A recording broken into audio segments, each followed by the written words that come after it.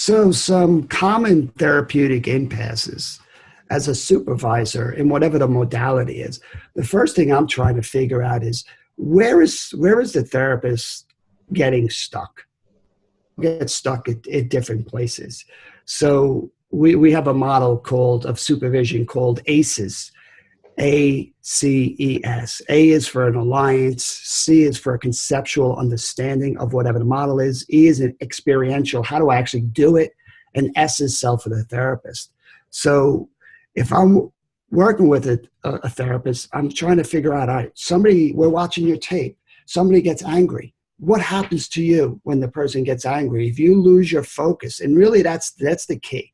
It's how do you keep your focus? Most of the time, if I'm supervising a tape, for example, and I stop the tape and I ask the supervisor, what are you trying to do? What's your focus? What I hear from them is, I don't know. Well, if you don't know what you're doing and the couple doesn't know what they're doing, chances are everybody's going to wind up getting lost. So we all have good reasons to get lost. The key is, can you recognize that you're lost and get back on track? It really is about attunement and misattunement. We all know when we're attuned, we're in a rhythm and things seem to be working. It's actually when things are misattuned that we have to notice, because then we can repair and we can get back on track.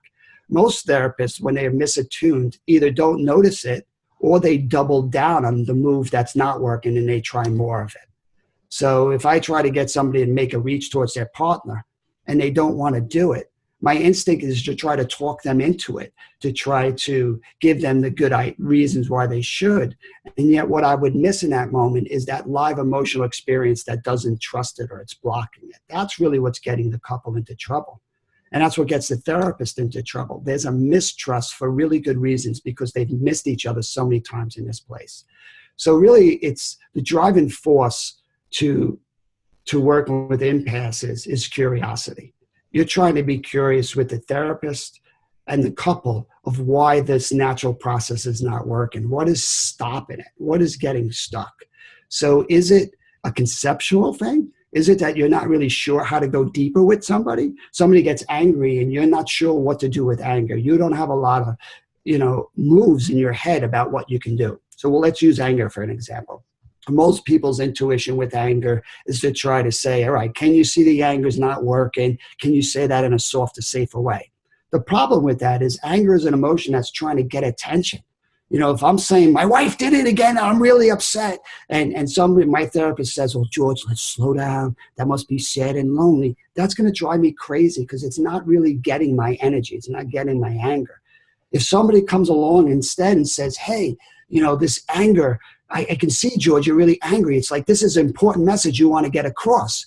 Then you have a chance of coming alongside my anger and understanding the function. All an emotion is a signal. It's saying, I have something to share. Can you pay attention to it? So the therapist's understanding of the moves that they can make they might not have the understanding. I might need to help them with some concepts. But what I find is the most common impasse is a therapist actually has an idea. They know they want to go deeper with somebody. They want to get underneath the anger and get to the vulnerability, but they don't actually have a lot of experience knowing how to do that. So when somebody gets angry, they freeze. They're not sure how to lean into that anger.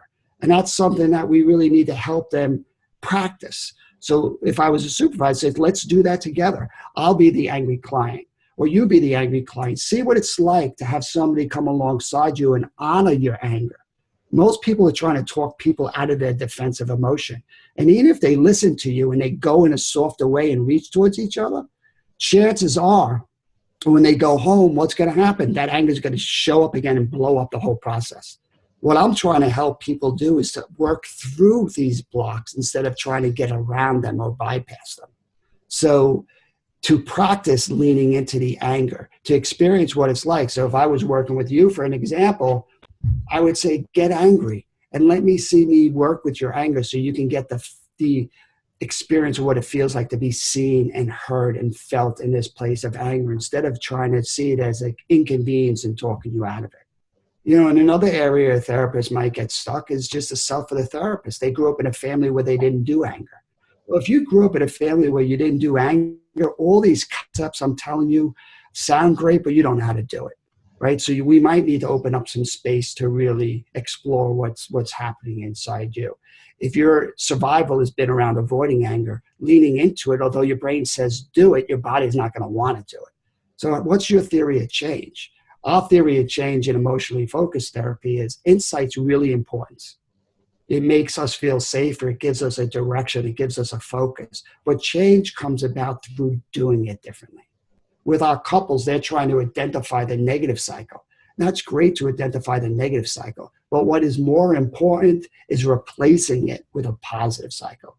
It's the creation of that positive cycle and secure attachment that gives couples and therapists the best platform through which to create more safety.